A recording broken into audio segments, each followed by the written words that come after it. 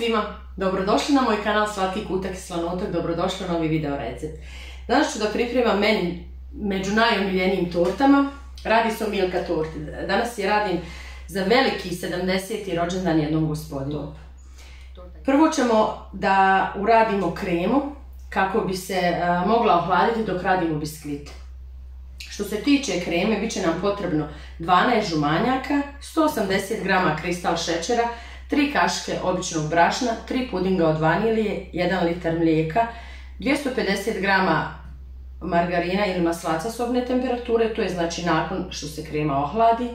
I u vruću kremu koju ćemo podijeliti na 2 jednaka dijela dodat ćemo 200 g Milka čokolade crne i možete naravno i sa sjeckanim lješnjacima i naravno 200 g Milka bijele čokolade. Prvo ćemo jednu količinu od litra mlijeka da pomiješamo sa žumanjcima, tu ćemo dodati šećer, brašno i puding. Ostatak mlijeka ćemo staviti da zakuha. Zatim ćemo ovu smjesu da izmiješamo, stavimo u zakuhalo mlijeko i naravno napravimo kremu.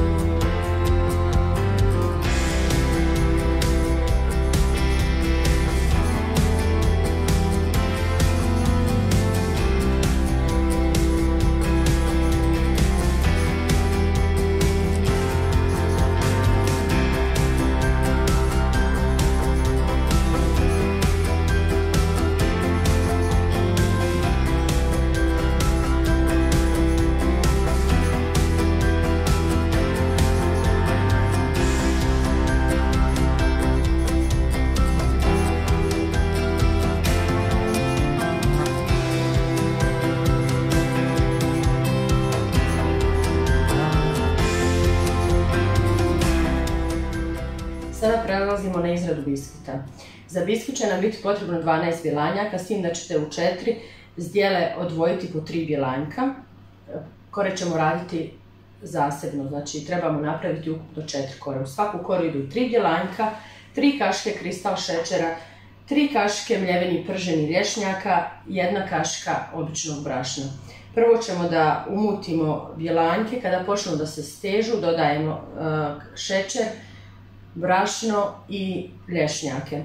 Zatim ćemo smjesu da ulijemo u kalup promjera 26 i pečemo na zagrijanoj pečnici na 180 stupnjeva 20 minuta, ovisno znači od vaše pečnice. Ja ću vam snimiti samo izradu jedne kore, naravno vi ćete naredne 3 kore uraditi na isti način.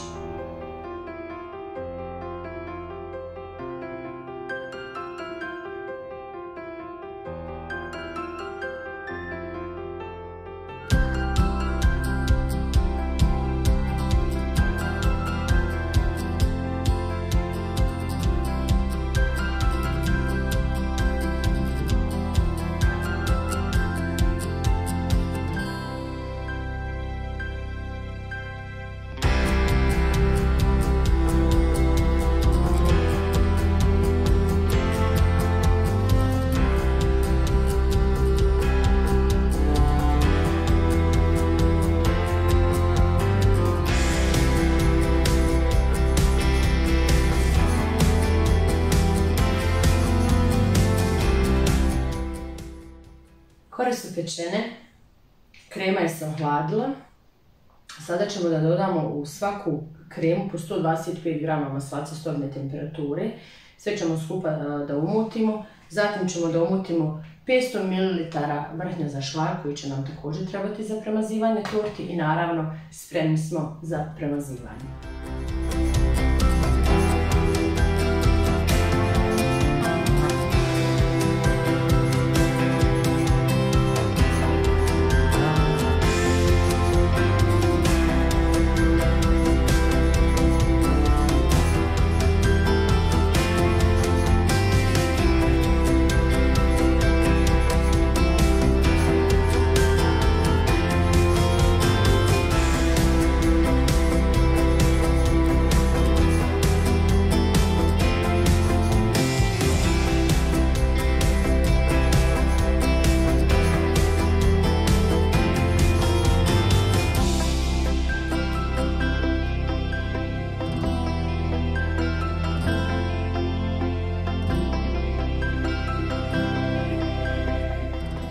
Sve je spremno za premazivanje torte.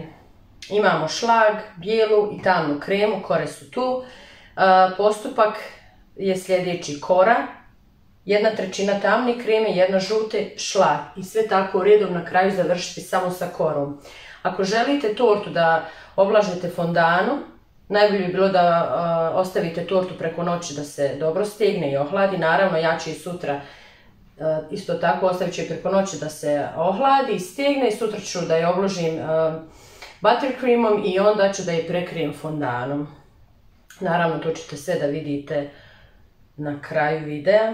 Sada prelazimo na premazivanje torte i naravno vidimo se sutra kad budemo ukrašavali tortu.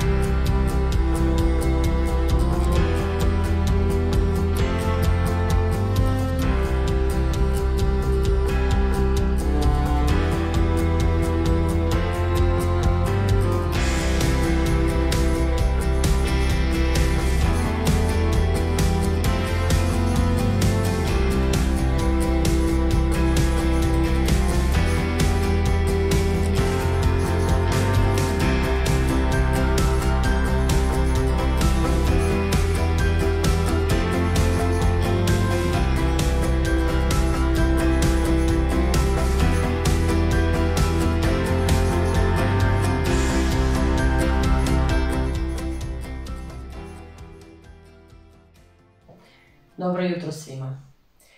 Torta je još sasvim malo na hlađenju, ali prije toga rekla sam vam da ću je danas obložiti buttercreamom i onda ću je prekriti fondanom. Sad ću da vam pokažem kako ja radim buttercream. Ovdje imam 200 g šećera u prahu, 200 g maslaca i 100 g otopljene bijele čokolade. Prvo ćemo maslac malo da umiksamo, postepeno ćemo da dodajemo šećer u prahu. Kada se sve to sjedini, kada se malo šećer otopi, dodajemo bijelu otopljenu čokoladu, opet sve zajedno izmiješamo i buttercream je gotov. Obložimo tortu, naravno, prekrijemo fondanom, ukrasimo i to bi bilo to. Ja ću vam pokazati samo kako ću ja nju da obložim, da je prekrijem buttercreamom, kako ću je prekriti i obložiti fondanom i malo ukrasiti. Ostavit ćemo vam slike na kraju videa. Ako budemo dobili presjek, naravno i te slike ćemo vam postaviti. Ako u slučaju ne bi dobili presjek torte, ja ću vam ostaviti presjek od iste torte, samo što je rađena prošle godine, da bi mogli da vidite presjek.